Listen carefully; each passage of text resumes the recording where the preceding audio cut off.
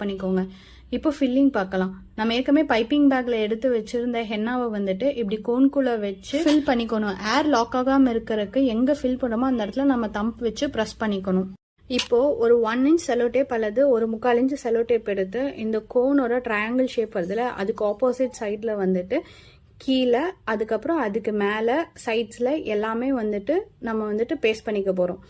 இப்போ இந்த கோனை வந்துட்டு நம்ம சீல் பண்ணிக்கிறோம். இந்த செலோ டேப்ஸ் எல்லாமே ஜாயின் பண்ணி இப்போ கீழே டிப்பை வந்துட்டு ஒரு சின்ன செலோ டேப் வச்சு க்ளோஸ் பண்ணிக்க போகிறோம். இல்லைன்னா அதுலேருந்து கோன் வந்துட்டு லீக் ஆகிட்டே இருக்கும் ஹென்னா. இப்போ மேலேருந்து 2 ஃபோல்ட் பண்ணி நடுவில் தம் வச்சு சைட்லேருந்து 2 ஃபோல்ட் பண்ணி திருப்பியும் மேலேருந்து ஒரு ஃபோல்ட் பண்ணி நம்ம இதை சீல் பண்ணிக்க போகிறோம். இப்போ அதே 1 இன்ச் செலோ டேப் எடுத்து பேக்லேருந்து ஃப்ரண்ட் வந்துட்டு நம்ம அதை நல்லா டைட்டாக இருக்க மாதிரி இழுத்து போட்டுறணும். இப்போ அந்த செலோ டேப்பை வந்துட்டு நல்லா எல்லா சைடும் ப்ரெஸ் பண்ணி விடணும். நெக்ஸ்ட் வந்துட்டு இன்னொரு